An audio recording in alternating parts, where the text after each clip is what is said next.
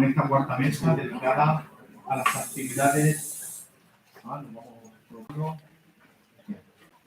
Como decía, continuamos con esta cuarta mesa dedicada a las actividades de la extrema izquierda y de otro grupo nacionalista. Y para la siguiente ponencia tenemos el placer, el honor de contar con Gaizka Fernández Soldevilla. Él es doctor en Historia Contemporánea por la Universidad del País Vasco. Trabaja como responsable de investigación del Centro Memorial de las Víctimas del Terrorismo. Entre sus últimas obras pues, podemos destacar El terrorismo en España, de ETA al Daesh, Allí donde se queman libros, La violencia política contra las librerías, Las raíces de un cáncer, Historia y memoria de la primera ETA, 1959-1973, Dinamita, Tuercas y mentiras, El atentado de la cafetería Rolando, entre otras. Ha ejercido de asesor histórico de la serie televisiva La Línea Invisible, es uno de los presentadores del podcast Sierra Delta y colabora habitualmente con El Correo y La Aventura de la Historia. Es el comisario de la exposición Rolando 215-245, que actualmente se puede visitar en el edificio de Humanidades de la Universidad de Almería. Sin más, cedo la palabra a Gaizka. Buenas tardes, muchísimas gracias por tu presentación y gracias a la Universidad de Almería por haberme invitado. Es un placer estar aquí, además por segunda vez. La primera vez que vine estaba haciendo la tesis doctoral todavía y me sorprendió muchísimo que me invitaran, porque el plantel de los invitados era muy superior a mi currículum y fue la primera vez casi como que salía al ruedo, ¿no? Y me encantó. Entonces guardo un muy especial recuerdo de ese. Somos como la Masía, vamos comentando la cantera.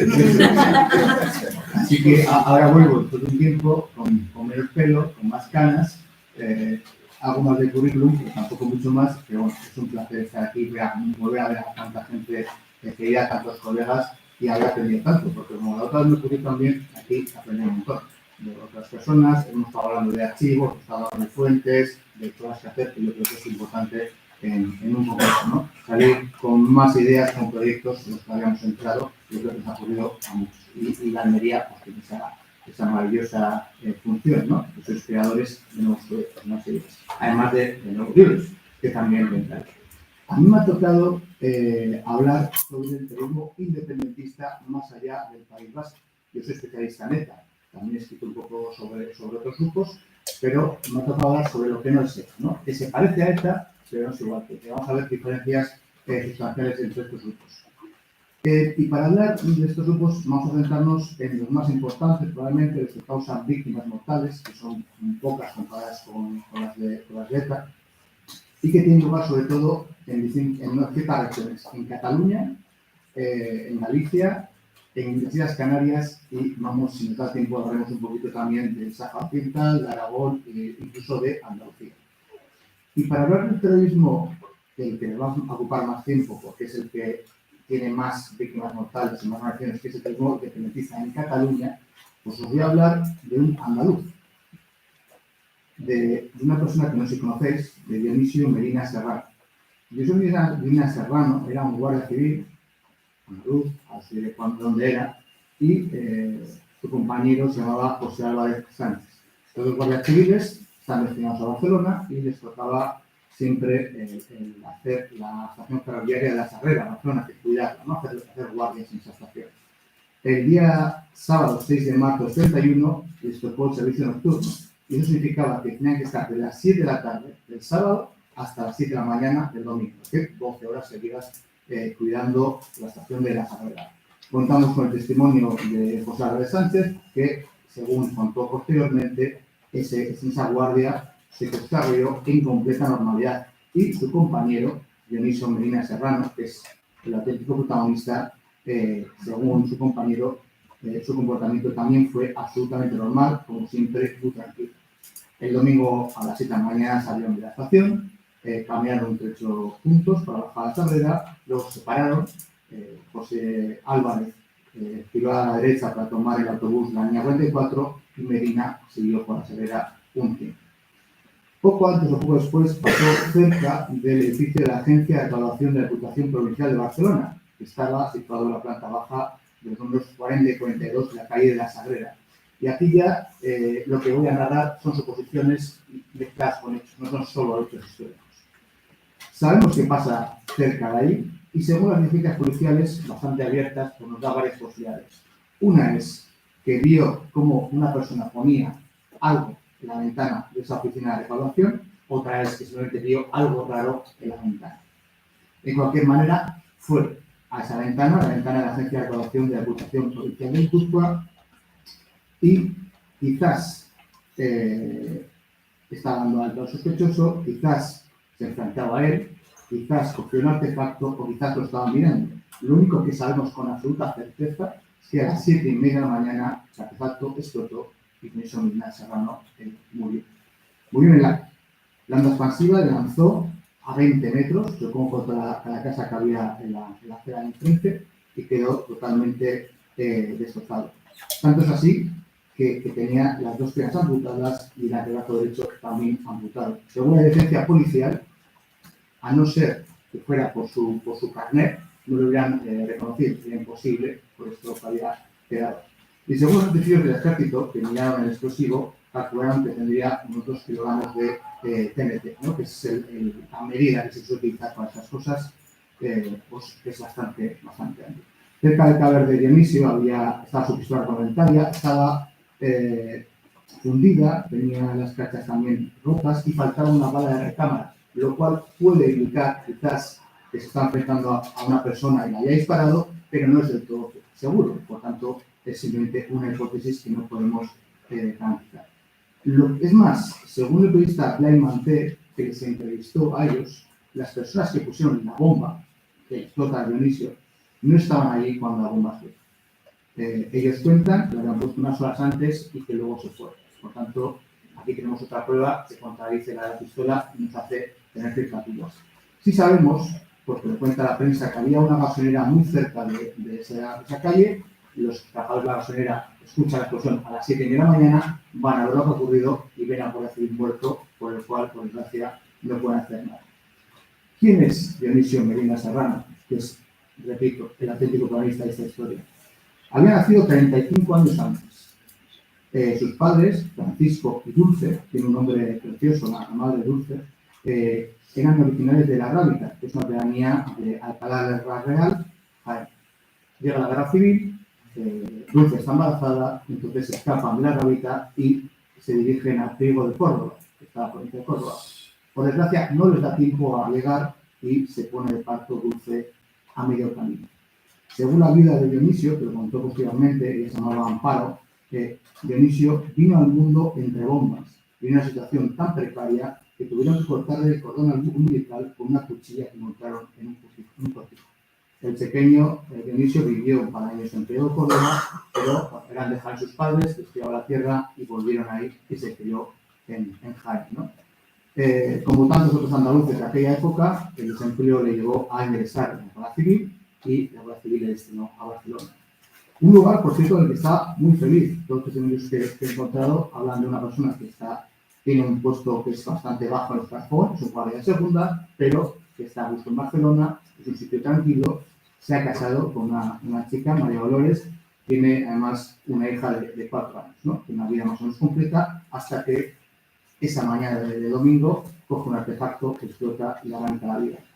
¿Por qué os he dicho antes que quizás no conocéis a Dionisio, pero es alguien a quien deberíais conocer? Dionisio Medina Serrano no solo es la primera víctima del terrorismo en Andalucía, también es el primer andaluz víctima del terrorismo en la historia de España.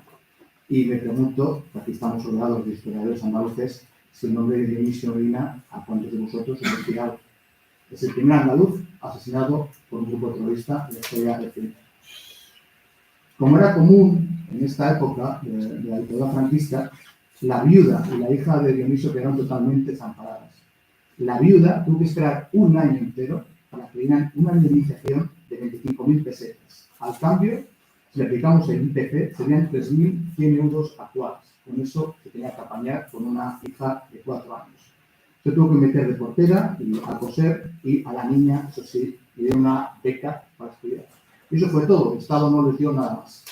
Hay que recordar, y creo que María ya habló un poco de esto ayer, que la primera ley nacional para las víctimas del terrorismo es de 1999. Hasta 1999 las víctimas no tenían ni prestaciones, ni pensiones, ni ayuda psicológica, ni amparo. Pues estaban totalmente abandonadas. Y en el caso de las viudas, como era amparo, no solo no tenían esas cosas que ahora ya sí las tenemos, sino que tampoco tenían vivienda, porque las que vivían en el cuartel de la Guardia Civil, cuando fallecía el marido, tenían que irse ahí. Entonces tenían una situación extremadamente precaria. Amparo, la viuda, estuvo viviendo en Barcelona hasta el año 2000 y se volvió a la Rábica, a Jaén, con su hijo. Y falleció en julio de 2017. Falleció en julio de 2017 sin saber el nombre y apellido, de que se habían puesto la bomba que mató a su marido y sin que nadie reconociese que eso había sido un error o había estado mal.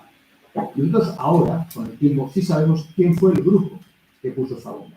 El Front d'Alliberament Català, también llamado Front d'Alliberament de Cataluña.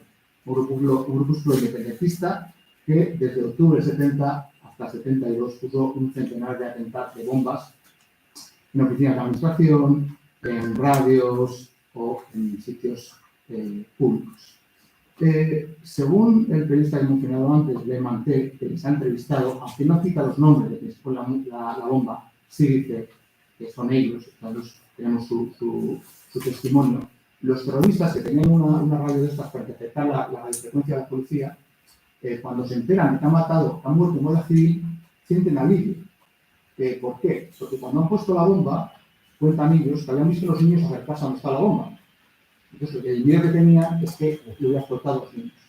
Pero aquí podemos sacar otra lección. Cuando los terroristas han puesto la bomba y han visto a los niños que es la bomba, no han hecho absolutamente nada para dejar a los niños. Se fueron, es lo que hicieron. Les dejaron ahí. Y recogen sus palabras que también son muy significativas sobre lo que sintieron al escuchar que habían matado en Guardia Civil. Lo traduzco el catalán. Sentimos que habíamos atravesado una línea. El fuego iba en serio. La muerte de Guardia Civil nos provocó una excitación palpitante. En mayo del 32, la Policía de Guardia Civil detuvieron a 9 integrantes de este grupo. Un consejo de guerra condenó a 2 de ellos a 30 y 20 años de prisión por un delito continuado de terrorismo, pero como no había pruebas sólidas de que habían realizado la muerte de Soledad Serrano, ese delito quedó sin esclarecer. La amnistía del 37 hace que se eliminase la responsabilidad penal del crimen, por tanto, nunca va a haber un juicio, nunca va a haber sentencia, nunca va a haber verdad judicial. Pero es que tampoco ha habido verdad de otro tipo.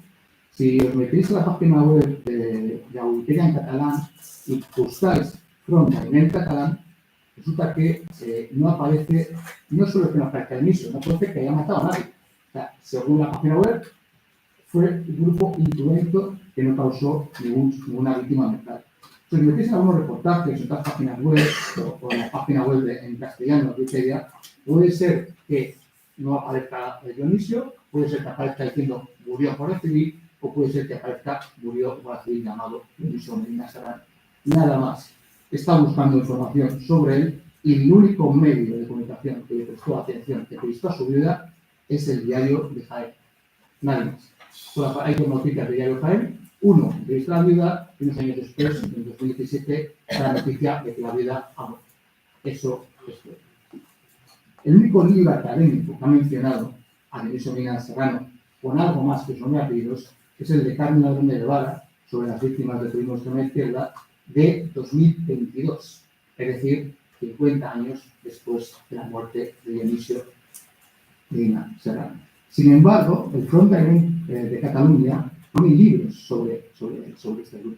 Hay libros escritos por sus exmilitantes, libros escritos por sus simpatizantes, en los que evidentemente el grupo queda pues, como una especie de héroes que lucharon por la libertad de Cataluña y que pues, no tenían causar víctimas y por desgracia, bueno, casualmente, como la civil murió en una de estas bombas, pero que no importa, ¿no? Además, es llamativo, a mí me llama la atención, que si tú eres un grupo terrorista que tienes la intención, el objetivo de no causar víctimas y matas a una persona, ¿qué es lo que haces después? Pues te replanteas qué caso estrategia. Pues no, siguieron poniendo bombas. Aquí en este congreso estamos muchos especialistas en terrorismo y la mayor parte de nosotros yo creo que es evidente, hemos tocado el tema de ETA. Ha sido el objeto de estudio más común entre quienes dedicamos a la violencia política. ¿Por qué? La razón es clara. Es la organización más longeva y más letal de España y es la segunda organización más letal de Europa, que lo raro es que no lo estudiasen, ¿no? Y hay trabajos sólidos sobre ETA de los años 90 y es completamente normal. 853 víctimas mortales solo supera el IRA provisional. El problema es que hemos focalizado tanta atención en ETA que hemos olvidado otros grupos que estaban también matando a la vez que hay muy poca literatura académica sobre la violencia de extrema izquierda y hay poca literatura académica sobre la violencia de extrema derecha. Aquí tenemos algunos ejemplos. No he dicho que no hay nada, pero que comparativamente, porque todavía en Italia, en otros países, aquí todavía falta muchísimo por hacer. En cambio, hay mucha literatura militante de miembros, de simpatizantes o de gente que no tienen el rigor de postres historiales sobre estos grupos, es que su historia queda un tanto distorsionada. Esta tendencia, en cuanto a los grupos terroristas independentistas, está empezando a cambiar en los últimos años. Y así ha habido trabajos recientes, ya no solo en la última década, porque antes no hay casi nada, de Xavier Casals, de Muro, de Simón Lloseda, de Francisco Pomares, José Miguel Pérez, Carmen Rodevara, Pau Casanillas, que está por aquí, que también tiene artículos sobre estos grupos, y Manuel Aguilar. Pero no hay un libro sobre estos grupos. No hay una tesis doctoral sobre Terra Jure, sobre época, sobre Frito Guerrillero o Algoceire, sobre el Payat. No hay, y lo cual llama mucho la atención.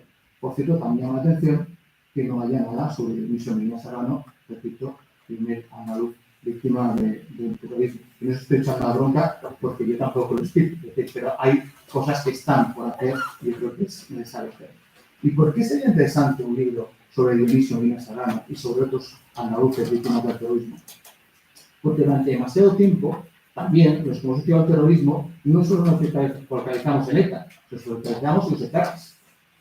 Los protagonistas absolutos eran los terroristas y no las víctimas. No se ha pasado a nosotros, también desde la Segunda Guerra Mundial, el protagonista era la SS, era Hitler, eran los camisas pardas, ¿no? No sus víctimas.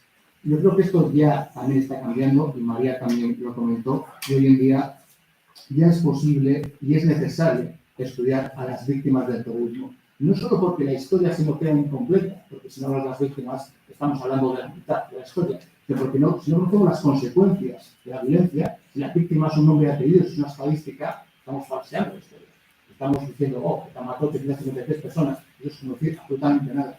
¿Habéis visto El tercer hombre, la película? Hay un momento que el que está perdido, ¿no? el que se ha hecho malo, digamos, le hace subir al protagonista a una noria, está perseguido por haber hecho tráfico de penicilina, ¿no? La posguerra en Austria, y está haciendo que su penicilina está, digamos, caducada, causa más muertes de las que salva, pero se está enriqueciendo. Entonces, en el momento que sube al protagonista a la noria, y desde arriba ven Viena, y tiene un montón de puntitos. Y le dice, ¿oso puede ser? ¿Ves estos puntitos?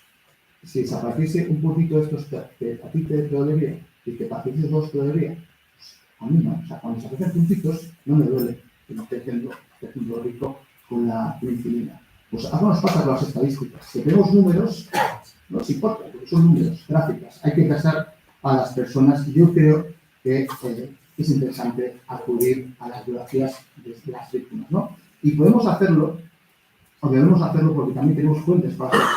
Por ejemplo, lo que os he contado sobre Dionisio Medina Serrano se basa en varios artículos del diario Jaén, como he dicho, en el libro de Camilo de Guevara y sobre todo en el sumario del caso de Dionisio Medina Serrano. Cada vez que hay un atentado, sale un sumario judicial. No siempre es posible acceder, pero en el caso de Dionisio Medina Serrano, que es 61, sí es accesible y se puede estudiar sin problema. Subir fácil, entrevistable,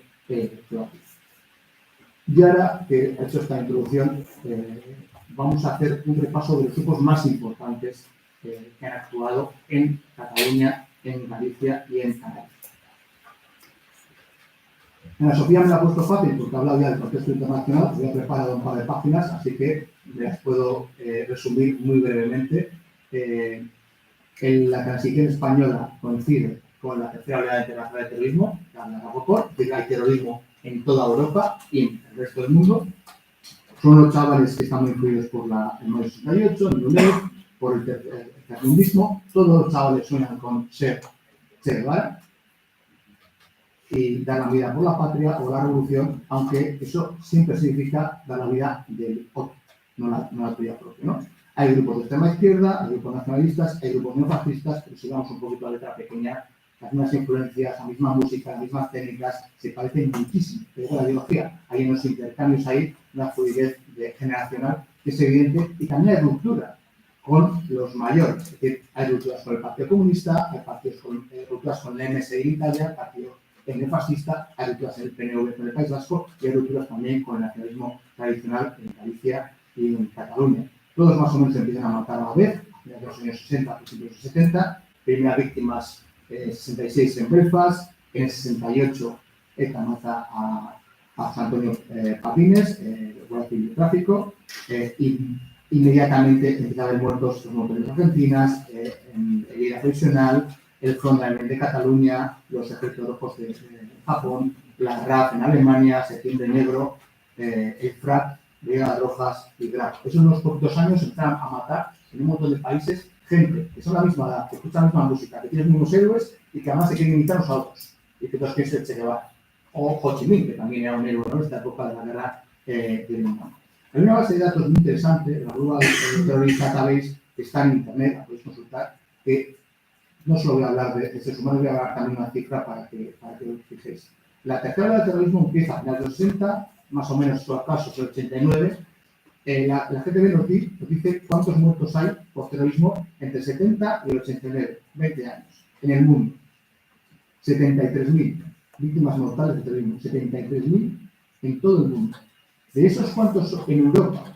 4.774, solo el 6,4%. Es decir, que es un porcentaje muy pequeño, hablamos de contexto mundial, pero son 4.000 y pico muertos solo en Europa.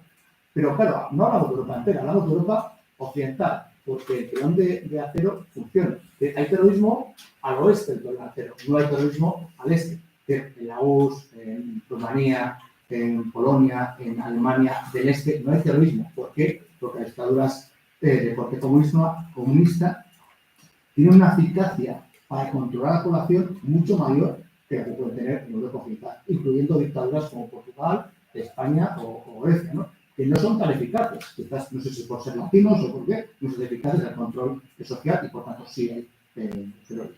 De los 4.334 víctimas mortales que hay en Europa occidental, 2.751 el Reino Unido, es por diferencia el país que más hay muertos, España 835 y Italia 387. Claro, la oleada del terrorismo en España coincide con el franquismo y la transición, que cuanto más letales son los terroristas, justo el gobierno es más débil. Estamos hablando de la última etapa de Carlos Navarro y los gobiernos de Suárez, cómo se van degradando el propio UCD, el propio gobierno, la incapacidad de hacer una política antiterrorista sólida, la desquitación que hay de las propias Fuerzas Armadas, y esto provoca una tormenta perfecta. Según mis cálculos, durante la transición hay 498 víctimas mortales del terrorismo en España, que la mayor parte, que son 40 y pico % de las víctimas de ETA, son en la transición, son unos poquitos años, se concentran ahí. El gobierno débil, la policía todavía no ha hecho su transición y los terroristas tienen una ventana de oportunidad y van a ir a sacar. No solo ETA, aunque ETA sea la parte de todo. Y he dicho que esto ocurre en otros sitios a la vez. Les voy a poner un ejemplo muy gráfico. En España, el año en que más muertos hay hasta 11N es 1980. Hay 132 asesinatos por terroristas. En Italia, ese mismo año hay 124. No somos tan distintos. Y si quitásemos a ETA de la ecuación, seríamos muy parecidos a ETA. Pero yo no voy a hablar de ETA. Voy a hablar de los grupos que imitan a ETA, que quieren ser las pequeñas ETA de Galicia, de Cataluña, de Canarias. Que están muy influidos por ETA, porque están influidos por la lucha del tercer mundo, están muy influidos por Cuba, por Argelia, por el Yukon, están también han sufrido esa ruptura generacional con sus mayores, son muy extremistas, también dan mucha importancia más a la lengua, tienen cosas muy comunes con ETA, también ven la historia del país de una manera muy mariquea. La guerra civil no es una guerra civil, es una invasión española, que para ellos, para ETA o para el ritmo catalán, no hay una guerra entre españoles, hay una guerra de españoles contra nosotros, ¿no? Los españoles son los fascistas, solos, ¿no? Son los godos, son los coreanos, son los forasters, son los que han venido a invadirnos. Nunca ha habido, por favor, ningún catalán, ningún gallego, ningún vasco en el cambio franquista, evidentemente, ¿no? Para ellos. Y sobre todo tienen a ETA de modelo, porque claro, estos chavales que ven a Argelia, ven Cuba, están muy lejos, de repente ven a ETA, que en el 68 mata, y en el 73 mata al presidente del gobierno de la dictadura, Carlos Blanco. Entonces, quieren imitar a ETA y lo van a intentar con todas sus fuerzas. Algunos casos, además, hacen una alianza con ETA. Es el caso de la OPEGA gallega, de Unión do Povo Galego, que es el origen de lo que es el BNG, y del PSAN provisional, es Partido Socialista Liberament Nacional Provisional de Cataluña. Que son dos grupos muy pequeños, nacionalistas radicales de Cataluña y Galicia, que tienen ese modelo de juntar nacionalismo y extrema izquierda y hacen una alianza con ETA o el Comunitat. Que ETA Militar los utiliza básicamente para desviar la atención de la policía. Como hay demasiada policía del País Vasco, pues vamos a hacer que estos hagan atentados en Galicia y en Cataluña si la policía se despierta, ¿no? Es un desastre. ¿Por qué? Porque ETA Militar tiene un infiltrado dentro, que es Lobo, y cuando caen los comandos de los polimilis, caen también a los gallegos y los catalanes. Aparte de los partidos políticos, hay grupos terroristas propiamente dichos que surgen aquí. Uno de ellos es el que ya os he comentado, el Front Nacional de Cataluña, durará hasta el 77, que llega justo hasta la transición, y en el 77 salta a Bruselas. Otro, especialmente importante, para que vamos a dedicar bastante tiempo, es EPO, el Ejército Popular de Cataluña, que es diferente a todos los que vamos a comentar por una razón. El Front Nacional de Cataluña y ETA y otros muchos lo que querían no era solo secesionar una parte del territorio y crear un nuevo país, ¿no? Pues Cataluña, con Valencia y Baleares, países catalanes. Pues para el día, pues nos quedamos con Navarra y tal. No solo querían eso, también querían hacer un país nuevo de corte socialista, es decir, sustituir la dictadura franquista por otra dictadura diferente. El Ejército Popular de Cataluña no. O sea, no se mete en estas cuestiones ideológicas. Ellos dicen que son solo nacionalistas catalanes.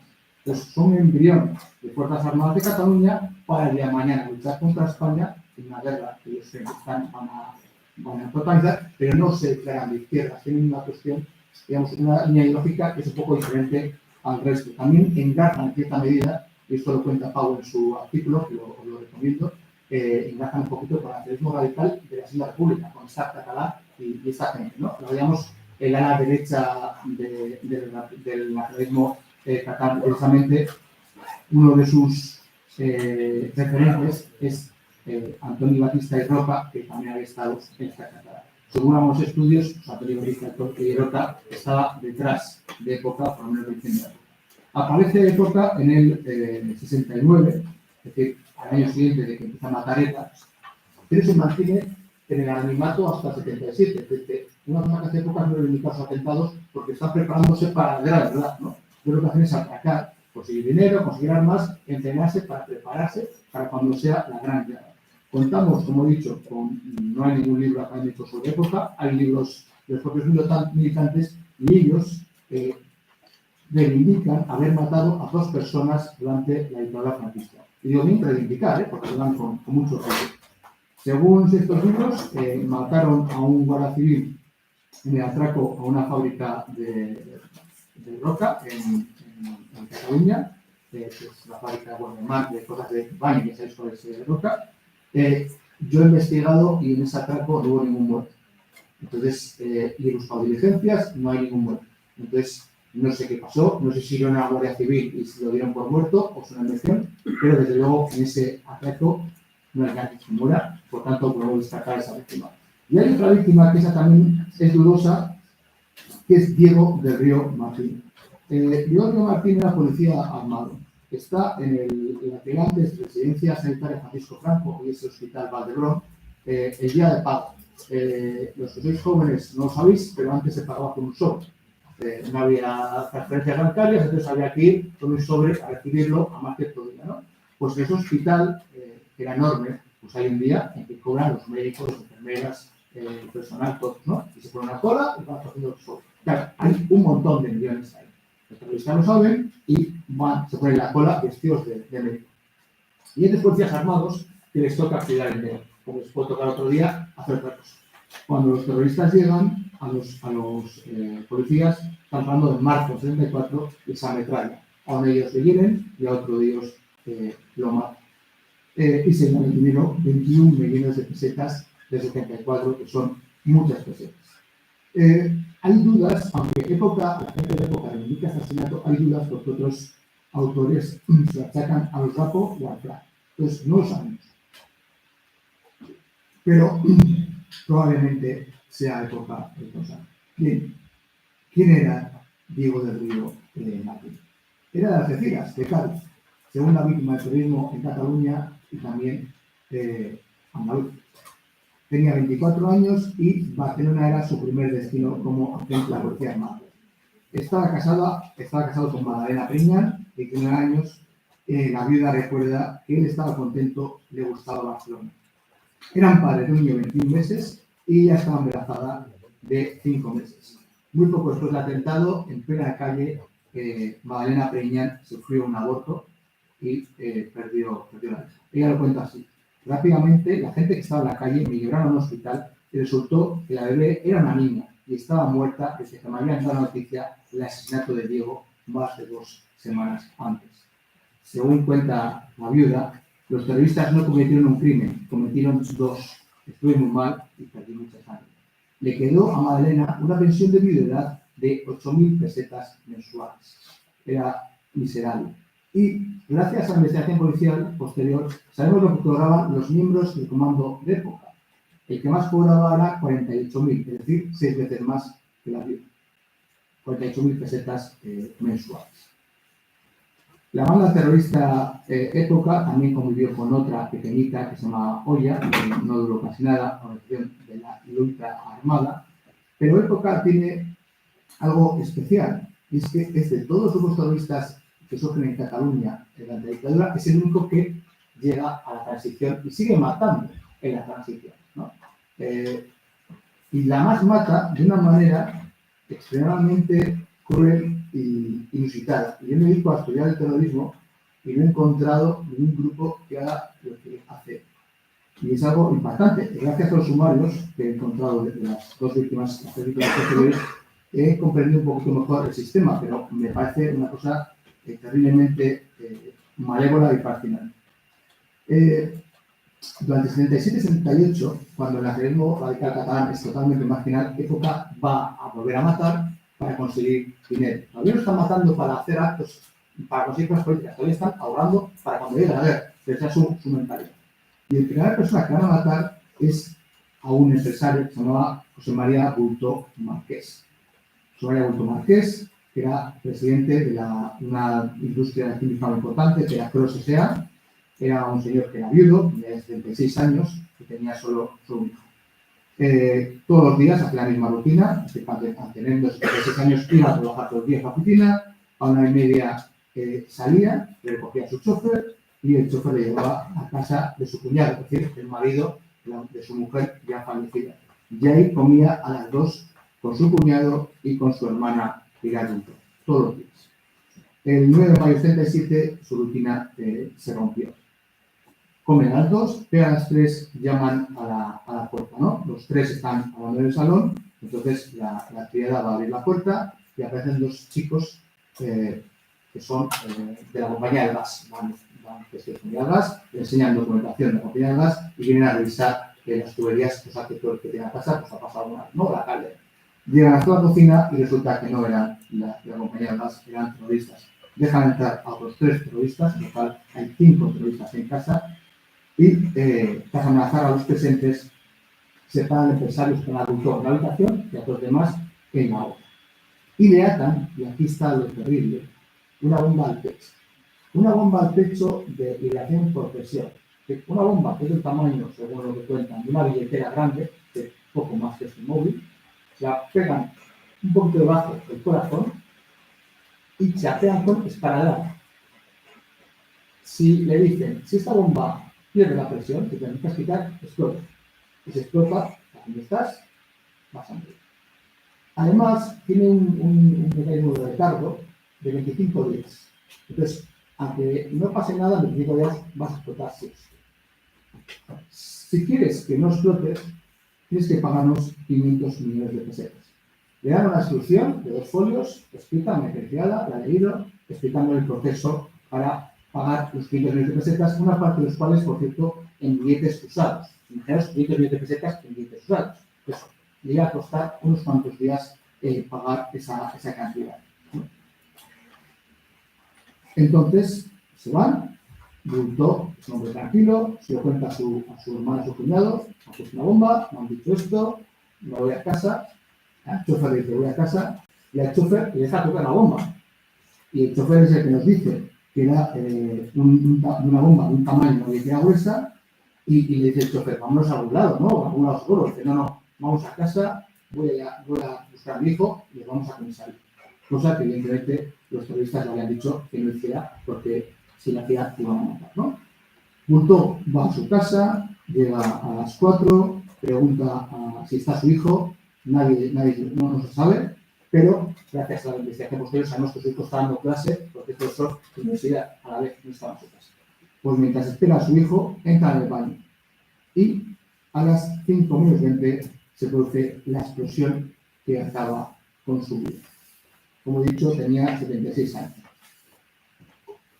Yo he querido de sumario, he tenido que ver las fotografías de cómo queda el cadáver, no las voy a traer, pero os voy a describir lo que se encuentra el juez y el secretario del juzgado cuando llegan a la casa y abren la puerta del baño, ¿no? Lo voy a simplemente leer porque me parece que es muy instructivo.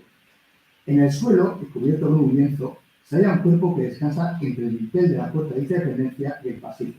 Retirado del lienzo que cubre el cuerpo, vemos un montón informe de carne y en el suelo, junto a la taza del váter, una mano humana y parte del brazo. Las paredes y puertas de la tan repetida dependencia se hallan fuertemente salpicadas de sangre con fragmentos de carne adheridos. No hace justicia a las fotografías que están ahí disponibles para quien quiera investigar. La prensa dice posteriormente que Bultó se intentó quitar la bomba y explotó. La cuestión es que no había nadie en ese baño. Nadie pudo ver que se intentaba quitar esa bomba. Es una cosa que se inventó la prensa y hemos repetido una y otra vez, incluido yo mismo. Hasta que no he visto el sumario no me he dado cuenta que era mentira. ¿Y por qué me he dado cuenta que es mentira? Porque esa mano derecha que dice que cuenta alzada de cadáver no tiene ninguna herida. Si se hubiera quitado la bomba con la derecha estaría por lo menos herida y probablemente destrozada. Eso no ocurre. Hay otra también cosa importante, de dónde ha sacado la idea, ¿no? Y no sabía, no tenía ni idea. Y cuando le investigan a este grupo, la policía encuentra documentación sobre cómo hacer bombas, encuentra incluso manuales de la propia policía en casa de esta gente, y en el manual del anarquista, el famoso libro de cocina anarquista, hay una de las bombas que se explican, son con muelles, son con presión. Y luego interrogando a los terroristas, ellos explican que han cogido eso como modelo, pero lo han sofisticado mucho más, y que realmente ellos probaron durante 20 días con esparadrapo eso a ver si funcionaba o no. Evidentemente, sin explosivo. O sea, claro, si el explosivo funcionó y el explosivo justo, pues, falló, ¿no? Fueron detenidos, pero claro, este atentado se había cometido en mayo del 77 y por tanto la Audiencia Nacional, como el juzgado en ese momento, consideró que era entrada en toda amnistía y por tanto libera a los terroristas de droga y se escapa. Luego hay un proceso judicial muy complicado porque el gobierno protesta, porque dice, oye, esta gente en ningún momento ha reivindicado nada político. Pues es verdad, no hay nada político. Ellos actúan con secreto, pues hasta que no se interrogan no se sabe que son un grupo terrorista. Puede parecer una banda de delincuentes organizados normales. Entonces va a haber un proceso judicial muy rocambolesco hasta que acaban condenados algunos de ellos. Pero esa época, que les ha salido ese primer intento de extorsión tan mal, ¿qué hacen? ¿Qué hacen después de intentar conseguir 500 millones y acabar con un señor muerto? Pues repiten, ¿no? Porque evidentemente la segunda va a ser bien.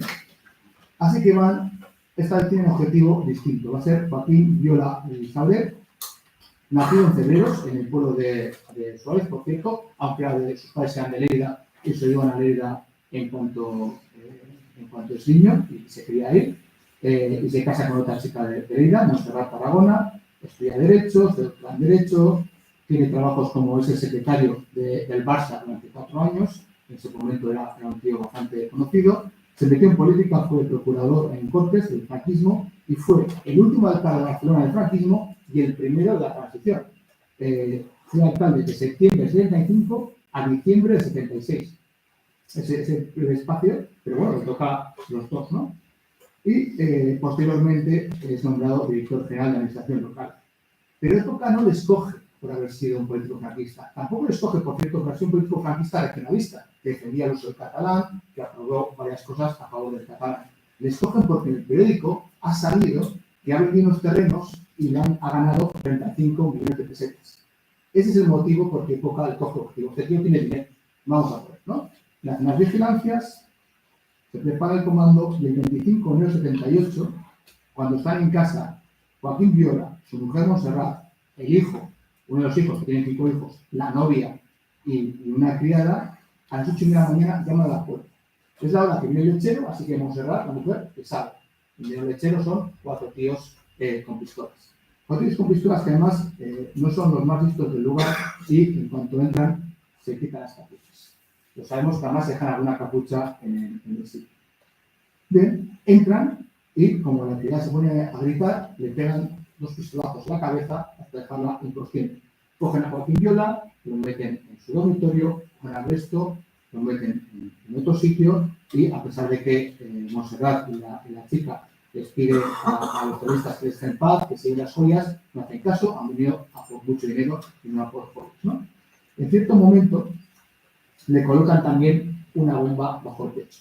Pero al parecer se han aprendido la lección y en vez de utilizar esparadrapo utilizan otra cosa. Según las diligencias policiales utilizan unas correas de goma e hilo, las conocidas como ortopédicas.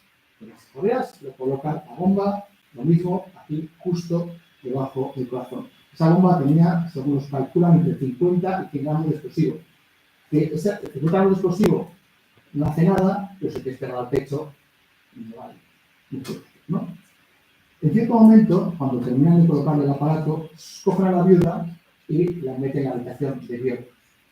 No sabemos lo que pasa, solo sabemos que se escucha la voz de Viola y explota. Los terroristas, cuando escuchan la explosión, se escapan de casa y el hijo, evidentemente, va a ver los padres. El informe forense explica que los dos, marido y mujer, murieron en el acto, que Montserrat tenía esta parte derecha de la cabeza rota y el cerebro muy afectado, que tenía, según ellos, destrucción en masa encefálica, y Viola tenía, leo lo que pone el informe forense, un gran destrozo corporal en el lado izquierdo por explosión. Tenía el corazón deshecho. Y esto no es una metáfora romántica. Tenía el corazón deshecho, que estaba deshecho. Él tenía todo esto destrozado y ella tenía la cabeza por la parte derecha destrozada. Si imaginamos lo que ha pasado, lo más probable es que ella estuviese mirando lo que tenía su marido en el pecho. No hay ninguna prueba de que se intenten quitar, pero una vez más va a haber algún error y hay gente que dirá que bueno, ellos han sido los culpables. Estos terroristas también, que son algunos de los que han estado como autor, también van a ser detenidos y a pesar de haber sido reconocidos, porque como digo, se quitan las capuchas y se dejan alguna cosa, son absueltos de este crimen. Es decir, que son condenados por el de hurto, pero son absueltos por el de Viola. Y una cosa curiosa con los terroristas de época es que después de estos 2 atentados, están preparando un tercero. Lo que pasa es que no iban a hacerlo, pero están preparando un tercero. Tienen unas listas de objetivos, por ejemplo, está Lara, del Grupo Planeta, y hay gente así con mucho dinero de Barcelona. Otra es que cuando los detienen, ya en los últimos años 80, la mayoría de ellos les han pasado a Perayure, que los detienen por unos asesinatos que están en otro grupo terrorista. A pesar de que tuvo casi un fracaso absoluto, ellos siguen apostando por seguir matando. Y eso nos lleva al siguiente grupo, el Perayure, que no es especialmente activo durante la transición, pero que sí va a ser el grupo terrorista nacionalista catalán más lancero. Nace en el 78, Perayure, surge de los entornos del pasado provisional, al contrario que lo que pasaba con ETA en el País Vasco, que ETA y el Batasuna estaban vinculadas directamente, ETA mandaba y el Batasuna lo decía, lo contrario pasaba con los Caitos que eran los polimilis, los Caitos que eran mandaba y los polimilis lo decían, por simplificar mucho. Claro, los del pasado provisional dicen este modelo no nos conviene. vamos a crear un grupo terrorista, pero que vaya por su cuenta, y así, si les detienen, no nos pueden vincular. Entonces, crean lo que va a ser Terra Jure, que en principio se llama SIU, y les dejan, vamos, volar, ¿no? Y ahí vuelve a aparecer ETA. ETA, al primer comando de lo que va a ser Terra Jure, le invita a Bayonne en diciembre del 78, en las navidades del 78. Y les tienen un piso, a los 5 del comando les enseñan a armar armas, a poner explosivos y sobre todo les enseñan su modelo organizativo de comandos que no tengan vínculos entre sí, solo tengan vínculos con la dirección de Francia, así que si tienes un comando no puedes caer los demás, porque tu vínculo es con Francia, no con otro comando, ¿no? Entonces Terra Jure lo va a intentar emular. Pero este primer comando es extremadamente torpe y acaba de los 5, uno muerto por un tiroteo, o sea, por tiros de la Policía Nacional, porque van a coger un coche y dan 3 vueltas, a pesar que hay policías, y la tercera el policía dice, y bueno, el enfrentamiento y le matan. Otro le explota la bomba que está poniendo. Otro acaba herido porque explota la bomba que está poniendo este segundo. Y los otros 2 acaban detenidos. Este es el primer comando de lo que va a ser Terra Jure. A pesar de este tremendamente desgraciado comienzo, la gente dice, vamos a seguir por aquí porque esto ¿no? Vuelvo a pedir más ayuda a ETA, porque no he contado, ETA no solo les da un cursillo y les da un modelo organizativo, ETA les da 2 metralletas, les da pistolas, les da 5 kilos de dinamita. Entonces, después de este desastre, vuelven a ETA y ETA les vuelve a dar dinamita y arma, ¿no? Las chavales, pues los poderes. Y les piden, eso sí, que los atentados en Barcelona contra intereses franceses, decir que hemos sido nosotros. Decir que ha sido ETA, que así la policía va a hacer que hay un comando en Barcelona y les vamos a despistar, ¿no? Según Sophie Babi, Terra Jure, comete 37 acciones entre el 80 y el 82. La mayoría es en Cataluña, pero también hace 6 bombas en Valencia. 3 en Alicante y 3 en la provincia de Valencia. Porque para Terra Jure, los países catalanes eran todo. Eran Mallorca, eran Valencia y eran Cataluña, por tanto había que reivindicarlos. Cometen atentados contra oficinas eléctricas, contra oficinas de administración, pero el atentado más conocido de esta época lo van a cometer contra un profesor. El 21 de mayo del 81, muy poco después del 23F. Un comando de Terra Jure secuestra a 2 profesores de educación secundaria del Instituto de Santa Coloma de Gramenet, los lleva a un descampado, le atan y le pegan un tiro en la pierna. El profesor campeón de la pierna es Federico Gil Santos, que ha firmado poco antes un manifiesto por la igualdad de derechos lingüísticos en Cataluña entre castellanoparlantes y catalanoparlantes. Entonces, Terra Jure dice que ese manifiesto es un ataque directo a la sociedad catalana y le pega un tiro a él por ser el peor de esa pandilla. Pero, si estudias las diligencias policiales, te das cuenta de que no han elegido, de todos los 2.300 firmantes, no han elegido a Gil Santos por ser el peor. Lo han elegido porque sabían dónde iba la clase. Era porque era asequible, porque es una persona que podía ser fácilmente secuestrada. Terra Jure solo tiene una víctima mortal, mucho más tarde, en el 87, septiembre, que es una señora bastante mayor, viuda, que está durmiendo en su casa en Burgues Blanques, pone una bomba en el juzgado y como aparece con pared por la casa, la bomba hace que el muro se caiga encima de la cama y más así. Esta es la única víctima mortal de Terra Jure, pero voy a ver más porque hicieron unos cuantos atentados con bombas trampa, que pone una bomba, va la policía y luego explota otra. Y ahí hay bastantes policías heridos, aunque por suerte ninguno fallecido. Voy a dejar a los gallegos para el final, por si acaso de tiempo, y paso a los canarios, que yo creo que son, junto a Cataluña, el grupo más importante de la transición de este tiempo. Y aquí tenemos que hablar de un personaje, Antonio Cubillo Ferreira, abogado, que en el 64 funda el MPAYAC, el Movimiento para la Autodeterminación e Independencia del Archipiélago Canarias. Después de fundarlo, automáticamente se nombra secretario general a sí mismo y ya este estilo de dirección va a ser que esté a lo largo de la historia de MPAYAC. Va a ser una especie de caudillo. En primer lugar, pide ayuda al TC para ver si le dan financiación para la lucha de emancipación de las Islas Canarias contra la metrópoli española, porque él consideraba que Canarias era lo mismo que Marruecos, o Gabón, o el Sáhara español, era una colonia española y por tanto tenía que recuperar la independencia y proclamar el hablado de la República Guanche. Y recuperar el idioma bereber, que en Canarias había hablado pues, 600 años atrás, y bueno, instalar un nuevo país en las Islas Canarias, ¿no? Como digo, primero va a pedir ayuda a Santiago Carrillo dice que ni loco, que deja en paz, y además cuando pide ayuda a países del este, que es comunistas, como el PC dice que no, pues no tiene ayuda. Así que acaba donde acaban un montón de grupos terroristas de esta época, en Argelia. Argelia, durante los años 70, es uno de los países receptores de radicales violentos españoles más potentes. Y no porque los argelinos tengan manía de por sí, sino porque había una problemática con el Sáhara y con Marruecos en que Argelia quería presionar a España. ¿Cómo presiona a España? Pues dando cancha a todos los que te molestan a España, ¿no? Que es algo que hemos visto hoy con Rusia o con otros conflictos que al final ayudas al enemigo de tu enemigo para fastidiar. No es porque a Argelia le interesase nada Cubillo o le importase nada ETA, a quien, por poner un ejemplo, en el 76, 63 miembros de ETA son avistados por el ejército argelino. A Argelia ETA le importaba cero, pero molestar a España sí le importaba. Bueno, acogen a Cubillo y le dan un programa diario de 1 hora en Radio Argel. Es como si aquí en Radio Nacional de España le diésemos 1 hora a un grupo, a un líder del grupúsculo que quiere emancipar, pues no sé, Flandes de Bélgica, ¿no? Y todos los días 1 hora emitiendo desde aquí. Pues eso es lo que da Cubillo. Claro, Cubillo, que es un tío que está solo, de repente tiene un altavoz gigantesco con el que puede radicalizar, puede convencer a un montón de gente de que se une. Y es lo que hace. De repente empieza a haber atentados, tanto en Canarias como en España, por la península, ante menor medida, de gente que escucha a Cubillo, que monta comandos, pero que no forman una estructura jerarquizada como puede ser ETA o SLAP, ¿no? Esto es mucho más autónomo cada comando. Entonces, no tiene una estrategia tampoco muy clara. Cubillo dice que estamos en guerra con España y que primero hay que hacer propaganda armada, pero claro, cada uno entiende cómo da la gana.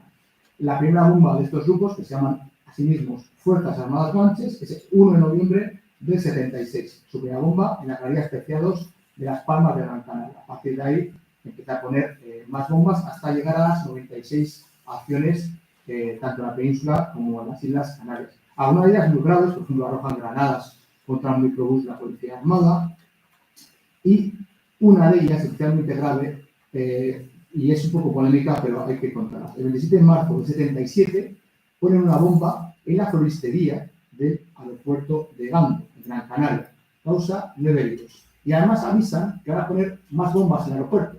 Entonces, ese día, los vuelos que van a Gando son desviados a los rodeos.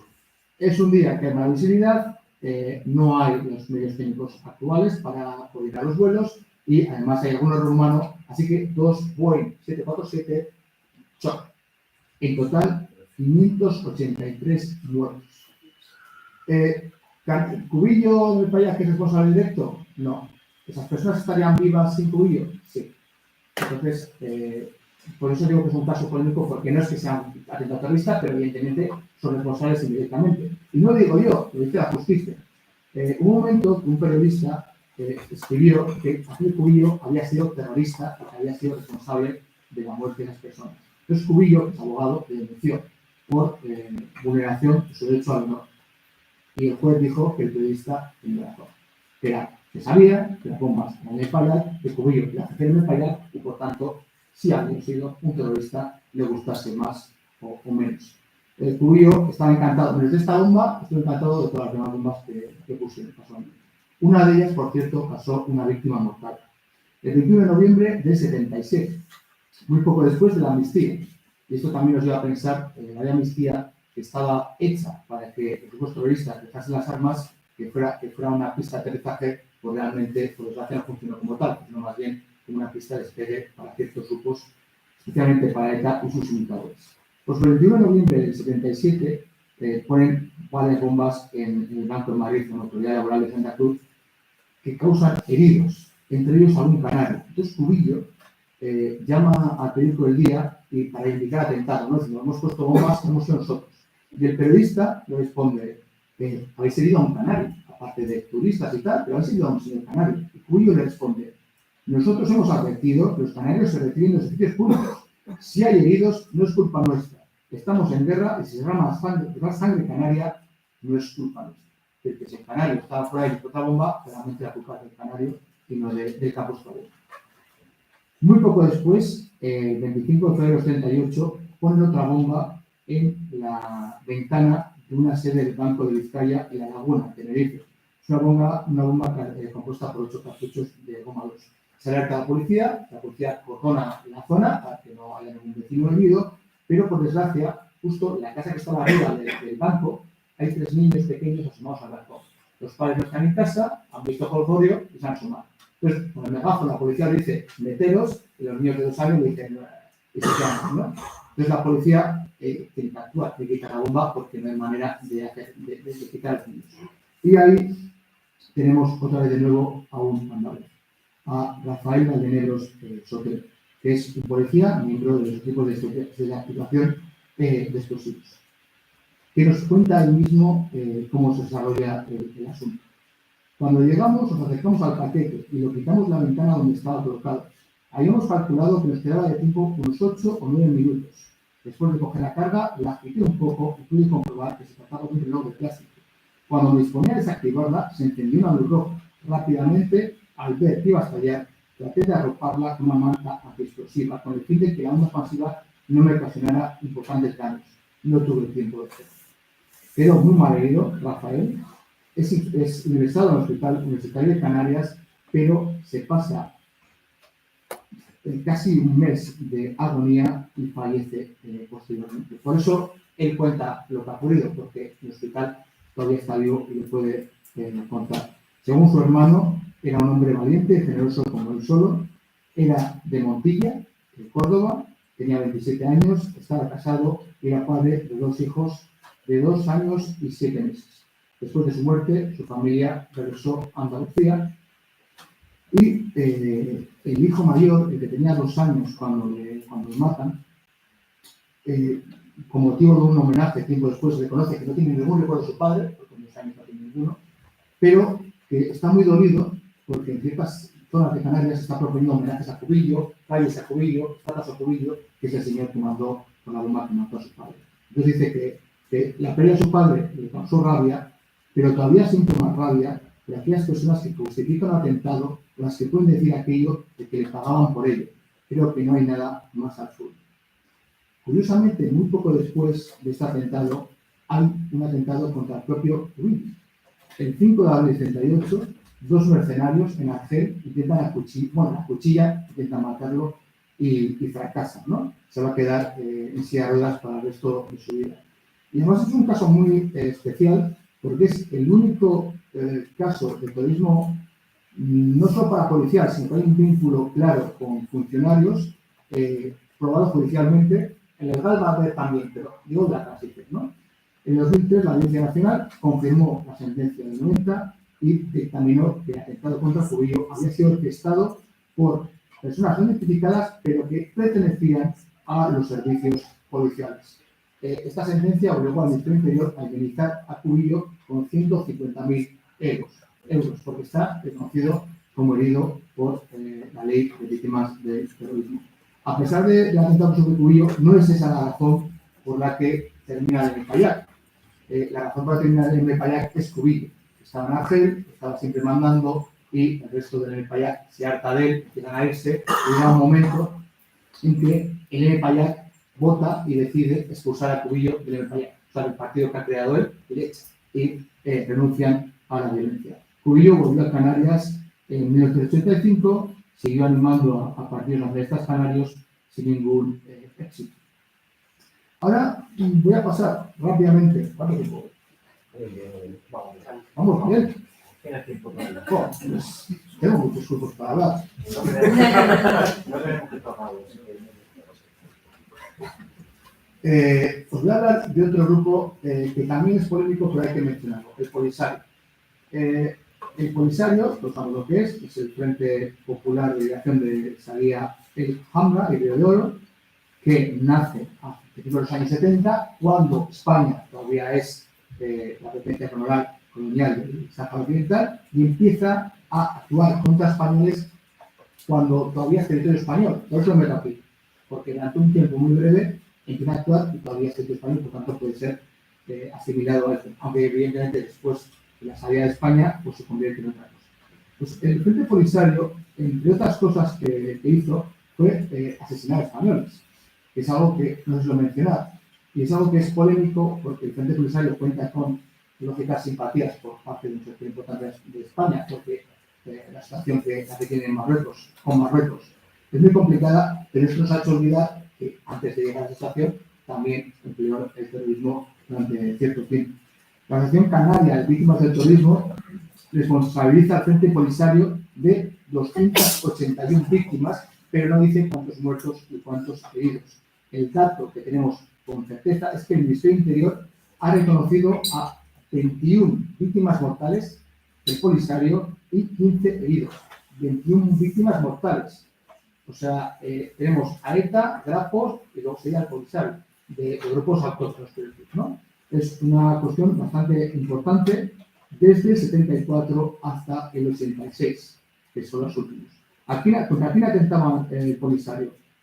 Contra trabajadores de las minas de fosfatos en el Sáhara Occidental y contra marineros y pescadores canarios. Ellos decían que las aguas que estaban frente al Sáhara eran suyas, entonces si había un barco ahí, lo ametrallaban, lo hundían o lo secuestraban. Hay algunos casos poco claros, porque hay barcos que desaparecen, es difícil saber si los ataca el Polisario, si los ataca una patrulla de Marruecos o si los se hunden por una tormenta, pero es que hay algún caso del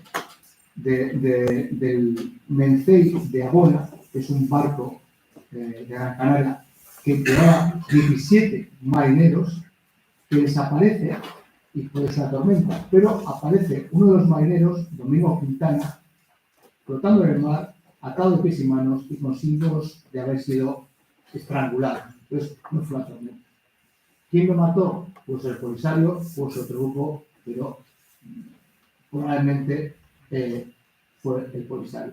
Voy a hablaros, ya que tengo tiempo, de un grupo andaluz. He hablado de víctimas andaluzas, también hubo un grupo andaluz que intentó imitar a ETA. Por desgracia, ETA causó imitadores en toda España, ¿no? Incluso en León, en sitios que nos parecería increíble, pues en Andalucía también hubo. En los grupos armados, 28 de febrero, que todos con la cifra, con la fecha, sabéis, después surge, ¿no? Surge después del referéndum, y que durante unos meses realiza 13 acciones, entre ellas atracos, atentados con bomba y, en algún caso, ataques a transportes públicos. 13 atentados. No sabemos de este grupo nada o casi nada, lo que sale en la prensa. No he hablado con algún compañero estos días. Aquí hay un trabajo por hacer, no te lo dejo caer, pero hay algo que estudiar y que no nadie lo ha investigado.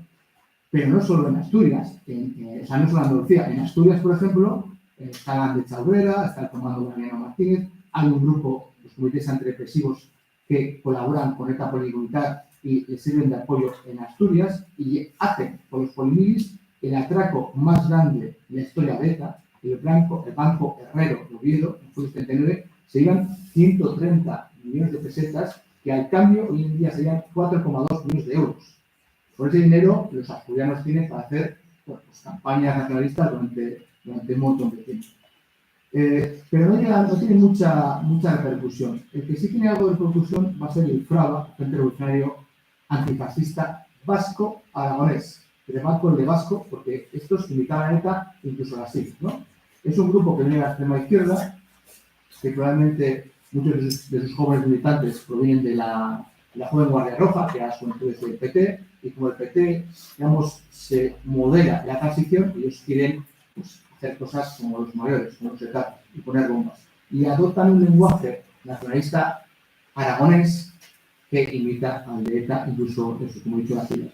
Solo hay dos atentados reivindicados por el FRAVA, uno es un cóctel molotov y otro es un asesinato. Tiene lugar el 2 de mayo del 80, entran en las oficinas de una multinacional estadounidense, General Motors, en Zaragoza. Había la reunión de altos cargos altos directivos de la empresa, probablemente iban a por ellos, pero antes de llegar a ellos hay un guardia de seguridad. Y cuando lo ven, saca la pistola, le disparan y lo matan. Él se llamaba Jesús Argudo Cano, tenía mujer y 3 hijos. Era de Alcalá de la Vega, de Cuenca, y ese día no le tocaba trabajar, pero se había cambiado el turno con un compañero porque era el bautizo de su hijo. Pues le toca a él, le matan y el FRAVA al día siguiente se fuma. No va a haber, no se va a saber del FRAVA nunca más. Este caso, como otros muchos de la transición, es un caso también de negligencia policial y judicial en cuanto que no hay investigación. Es decir, los casos de terrorismo tienen que, para la Dirección Nacional, investigarlos. El caso de Jesús Barbudo, como otros muchos, se quedó en el juzgado número 3 de Zaragoza, que jamás investigó nada, y por tanto, este es uno de los tantísimos casos sin resolver. ¿Tenemos tiempo? Sí, sí. Un caso original, y lo voy a meter porque sale en el libro de Víctor Aparicio, que tenéis que comprar sobre esta transición. Hay un capítulo de Borja Rivera muy bueno que lo explica. Es el terrorismo que hay en Valencia. En Valencia se juntan un montón de grupos violentos a hacer cosas. Y hay una cosa que no pasa en otras partes, que hay nacionalismos valencianos enfrentados. Hay un nacionalismo valenciano, digamos, catalanista, que cree que Valencia tiene que integrarse con Cataluña de alguna manera. Ahí hay desde autonomistas hasta independentistas. Luego hay un nacionalismo valenciano anticatalanista, que dice que el valenciano no es catalán, y que Valencia tiene una idiosincrasia propia y que no tiene que ser subsumida por los países catalanos. Y se suele llamar blaverisme, porque es azul y la franja azul de la Valencia es por ellos. El problema que tenemos es que muchos atentados blaveristas no sabemos si son blaveristas o no, porque se mezclan con los de la ultraderecha. Entonces es muy difícil saber cuál es cuál. Pero sí entendemos que algunos atentados contra cultura nacionalista valenciana, de signo catalanista, lo son. Por ejemplo, atentados contra librerías, contra ferias del libro o contra intelectuales valencianistas de signo catalanista, como son, por ejemplo, los filólogos Joan Fuster y Manuel Sanchís Guarner. Entonces ponen bombas en casa, aunque no hay, por suerte, víctimas. Sí se distingue el blaverismo porque suelen afirmar sus fechorías con Regne de Valencia. Regne de Valencia era lo que limitaban los valencianistas anticatalanistas, País Valenciano era lo que limitaban los nacionalistas procatalanistas. Yo creo que hoy en día se habla de Comunidad Valenciana para evitar que haya ciertas polémicas. Y me he dejado para el final los gallegos, que os lo voy a contar, ya que estáis, que tienen una cosa interesante, que es que son apoyados desde Galicia por algunos grupos revolucionarios, desde Portugal, perdón, y eso se ve incluso en las siglas, ¿no? El grupo que os voy a hablar es Loita Armada Revolucionaria y el grupo portugués es Luar, ¿no? Hay incluso el nombre ya para parecer. Estos que ya han hecho algunos atentados en la dictadura, durante la transición, pues hacen atentados imitando a ETA. Y no solo imitan a ETA, sino que también, ¿qué pasa? Los de Luar van a Bayona, les hacen un cursillo, les enseñan a poner bombas y como regalo de promoción les dan 2 metralletas, 5 pistolas y 2 kilos de dinamita y dicen a Galicia a liarla y nosotros desde aquí os aplaudimos. Y efectivamente, poner bombas en Galicia no mataron a nadie, pero su sucesor, el ejército guerrillero, el pueblo galego CIB, mató a 3 personas en aquellos años 80 y esto pega mucho. Y ya termino por fin. Como veis, hay muchísimos grupos terroristas que quedan por estudiar, que yo he hecho un examen muy superficial, y yo creo que merece la pena hacer TFGs, TFMs o tesis sobre estos grupos o libros, porque son interesantes, y ya que estoy aquí, lo digo, a mí queda mucho más hacer sobre el terrorismo en Andalucía. Y voy a daros algunos datos para que reflexionéis. Dentro de Andalucía ha habido 173 atentados terroristas, 92 de ETA, 78 de Grapo y 3 del símbolo yihadista. Y andaluces que han sido víctimas del terrorismo mortales hay 160. ETA ha matado a 122 andaluces. La extrema izquierda, en su mayoría los Grapo, a 15 y el yihadismo a 16. Y no cuento la extrema derecha porque estoy investigando ahora y las cifras no las tengo certeras, pero habría que sumar los más. O sea, más de 160 andaluces víctimas del terrorismo que yo creo que merecen pues, algún estudio monográfico y lo voy a estar traer aquí para que nos quede. Muchísimas gracias por saber.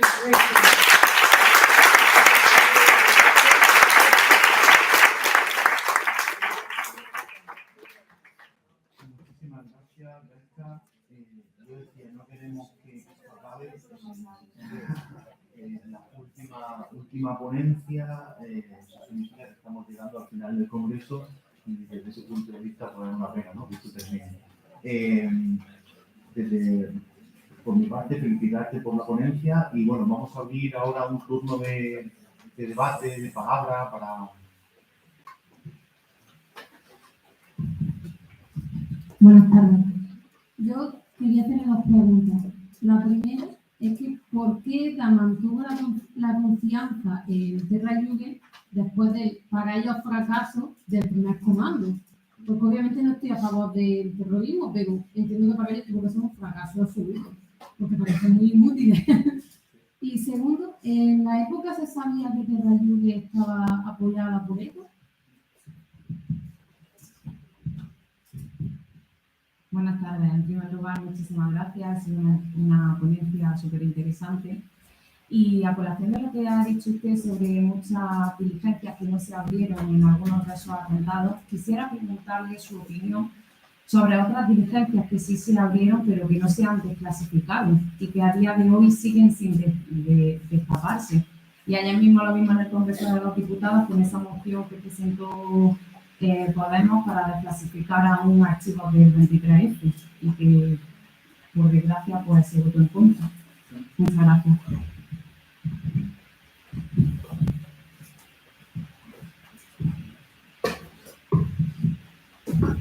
Buenas tardes. Me gustaría preguntar acerca de lo que usted comentó al comienzo de la conferencia, de los referentes de estos grupos terroristas. Es más bien una doble pregunta, porque por un lado me ha sorprendido que compartieran referentes incluso con los fascistas, y por otra parte, la pregunta quizás más interesante es cómo se demarca la diferencia entre los referentes de los grupos armados y los referentes de esos grupos armados en la violencia política. Es decir, todo grupo armado tiene su equivalente político. ¿Realmente tenían referentes diferenciados o es que hacían una lectura diferente del mismo referente?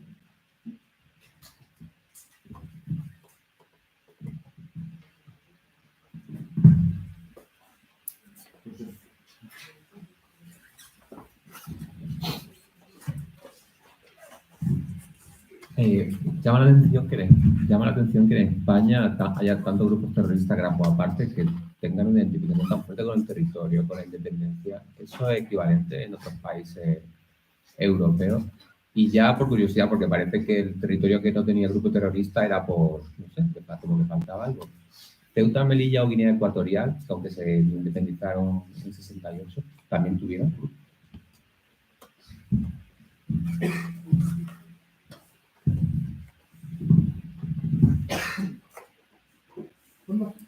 ¿Alguna palabra más? Podemos...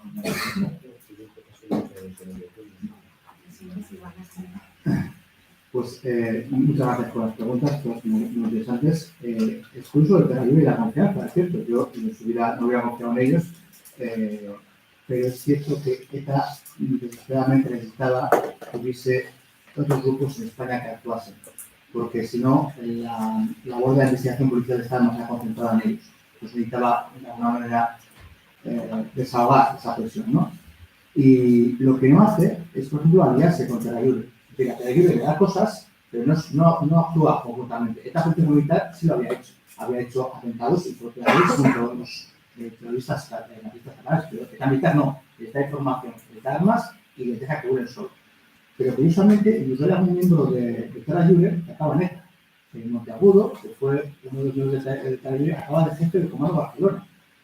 Dice que ETA atrae tanto que incluso le quita a Terra Lluve militantes, ¿no? Porque Terra Lluve al final es un grupo menor que no consigue ni sus objetivos ni tampoco consigue una atención mediática muy grande y acaba pues, en 95 una serie de indultos del gobierno.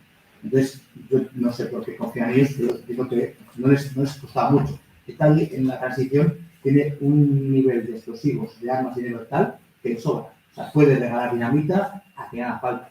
Los colombianos también lo hacen. Los colombianos dan dinero a guerrillas latinoamericanas. Que les sobra. Tienen demasiado.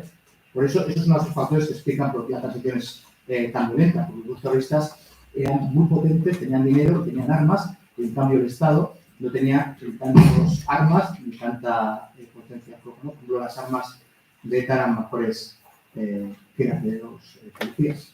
Si se sabía que ETA Libre colaboraba con ETA, yo creo que las diligencias que he mirado en que ya aparece eso son del 84, 85 y esto había sido el 78. O sea, se sabe con certeza unos años después. Claro, algunas pistas, pues hostias con pistolas Krager, que son las que utiliza ETA, y estas tienen las mismas pistolas. La dinamita es la misma, pero claro, han podido cogerla de otra manera. Entonces, la policía se entera, pero no inmediatamente. Le va a costar un poco, porque otras cosas, como nos ha explicado también, Francia, que es donde estaba, ETA estaba en Bayona y Carayure estaba en Perpiñán. Francia no colaboraba, entonces no colaboraba con España, no le contaba lo que estaba pasando ahí. Luego el tema de escasez de documentos es un tema que yo creo que los 3 días que hemos estado aquí, hemos estado hablando con todos los compañeros, y esta mañana Pilar también ha dicho, tenemos un problema enorme en España con acceso a documentación. En primer lugar, porque la legislación, la nueva legislación no ha sido lo eficaz que nos prometieron. Queríamos que iba a abrir puertas y ventanas y no ha abierto puertas y ventanas, entonces tenemos ese problema. Segundo, y nos pasa a todos, nos encontramos a veces a archiveros que toman decisiones quizás un tanto arbitrarias. O sea, hay muchos archiveros por acceso que te ayudan y hay algunos que deciden por su cuenta de riesgo, que no te dejan ver y ya está, y no te hacen nada. Y tercero, y esto es importante porque nosotros como historiadores no solemos tener en cuenta, los archivos están infrafinanciados. No hay archivo que hables con el director que no te diga, tengo la mitad de la plantilla sin cubrir, no me dan dinero para esto, no tengo cosas, o sea, no tienen personal. Incluso el AGA, que debería ser la estrella, tiene un montón de gente sin cubrir. Entonces, claro, para el Ministerio de Cultura, yo entiendo que hay otras cosas más importantes que un archivo, pues un museo o tal. Pero claro, el archivo lo están dejando el último y por lo menos lo que pasa, ¿no? Como el otro día que se inundó la Biblioteca Nacional. Y sabemos por experiencia que si inunda un archivo, se pone un archivo, eso ya no se puede recuperar. O sea, no estamos hablando solo nosotros, estamos hablando de historiadores de una generación o dos posteriores, ¿no? Entonces ahí yo creo que habría que tomárselo en serio y Pilar propuso que haya algo entre nosotros o alguna asociación, también aquí lo puedo caer, que nos concentremos no para hablar solo de un tema, sino para hablar de nuestro oficio y de qué trabas estamos teniendo que son de la administración. Por aquí también se ha dicho, unos archivos, los archivos que menos trabas ponen son los archivos privados. Es mucho más fácil ver un papel en un archivo privado que uno público. Y eso no debería ser así, ¿no? Y nos está ocurriendo a todos. Entonces, yo propongo, de puedo caer, que hagamos algo al respecto y como colectivo y presionemos, porque nos va a afectar a todos. Los que estén empezando, pues más, ¿no? Porque si veis lecturas recientes, es muy complicado. Los entornos de los grupos terroristas, los referentes.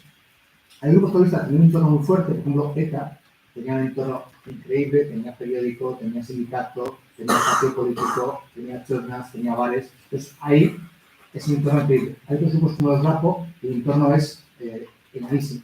Entonces, no todos los grupos tienen entorno. En el caso de ETA, los referentes son exactamente los mismos. De la izquierda Abertzale y ETA tiene los mismos modelos, los mismos héroes, los mismos liturgias, ¿no? Se ve, por ejemplo, el lugar Eguna, que es el 27 de septiembre, que es cuando la izquierda Abertzale hace un homenaje a los caras caídos. Eso lo organiza la izquierda Abertzale, ¿no? Y ellos hacen el homenaje. Lo que suele pasar es que para el entorno de un grupo terrorista, los terroristas sean los héroes, los mártires. Es decir, que lo mismo que para el terrorista era Che Guevara, para un chaval de Hernani de Jaray era Yusuf Ernet, ¿no? Porque esos terroristas ellos ocupan esa parte de heroicidad. Y si alguno de vosotros ha estado en el País Vasco, en una rico taberna de las de antes, pues solían tener las caras de los etarras del pueblo encima, para que tú fueras al bar y dijeras, pues, mira mi primo Manolo, qué grande es, que está en Académico y además se cargó a 12 palos. Ese, para un chaval joven, Abertzale, ese es su héroe, ¿eh? Eso sí, yo creo que es quizás la diferencia. Hemos hablado, la última pregunta era sobre por qué es... Porque en Francia había terroristas corso, en algunos países, bueno, el Irak, claro, pero en España es que parece que prácticamente todos los grupos terroristas eran nacionalistas o muy apegados al terreno o independentistas. ¿Por qué en España ocurre eso? Y también otra segunda pregunta de si había habido en Guinea Ecuatorial o en algún otro territorio como Ceuta y Melilla, pensando en territorios que tienen una identidad fuerte y que lo mismo les presentan también a través de la violencia. Pues es una buena pregunta, porque en España sí, en Irlanda del Norte hay tanto los IRAs, IRA provisional, IRA oficial, el INLA, que sería como los autónomos, luego están los realistas, que están en muchos grupos, pero es cierto que en Gales hay algún grupo que con mucho queman casas, no tienen víctimas, y en Escocia, que yo sepa, no hay nada parecido. En Francia, como has dicho, están los bretones, los corsos, en el norte del País Vasco francés también algo, pero no hay nada parecido a España, ¿no? Y en Italia es cierto que en el sur de Tirol hay un grupo terrorista que causa víctimas mortales, pero en el este de Italia no hay nada. Entonces, es probable que el hecho de tener a un grupo como ETA como modelo ayude mucho. Si hubiéramos quitado ETA de la ecuación, yo creo que supuso un gran ocurrir. No hubiera habido Terra Leonesa, un grupo que intenta meterse a León. O sea, es algo absurdo. Pero claro, si tienes a ETA, que está teniendo una atención mediática, política y social increíble, pues tú haces lo mismo.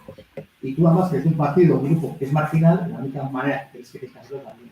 Entonces yo creo que el factor de ETA es importante. Luego también tenemos evidentemente que España es un país muy plural, que tenemos muchas lenguas, que es una riqueza, y que en la transición, esa pluralidad, pues se institucionalizó de alguna manera, y algunos grupos nacionalistas que eran marginales empezaron a coger. Pero de todas maneras, habría que dar unas vueltas a esa explicación, porque yo creo que es interesante, no creo que puede haber alguna clave más que no hemos explorado. En Guinea Ecuatorial no he estudiado ese tema, no tengo ni idea. En Ceuta y Melilla sí hay atentados de un frente, creo que se llama, no me acuerdo el nombre exactamente, pero matan a una persona. Y la policía está dando un tiempo sin saber muy bien quiénes son. Hay dos teorías. Una es que son un grupo financiado por Marruecos para presionar a España, que eso se hacía, y otro es que sea un grupo de extrema izquierda, que simplemente coge las siglas como una forma. Pero sí hay atentados en Ceuta. Frente, no quiero decir el nombre porque no me acuerdo, pero matan a una persona y hieren a una persona. ¿Alguna cuestión más? ¿Tenemos tiempo para alguna pregunta más? No tenemos tiempo. Vale, pues entonces... Socorro que se abre su silla. Sí. Así, ¿verdad? Que miro para esto y no veo lo que tengo de Buenas tardes. Bueno, es a propósito, la conferencia ha sido magnífica, de verdad, porque necesitamos saber la verdad. Y estoy de acuerdo y que acción que el grupo de investigadores de la historia, estoy de acuerdo en que cualquier medida y que nosotros, el resto, en las universidades como sociedad civil, podamos aportar para que los archivos por fin se abran, que por fin tengáis acceso y en pro de la verdad. Necesitamos conocer la verdad. ¿Vale? Gracias. Pues con ese final no puedo mejorar, así que hay que conocer la verdad y nuestro trabajo, así que... Muy bien, pues lo dejamos aquí y a continuación pues la clausura de la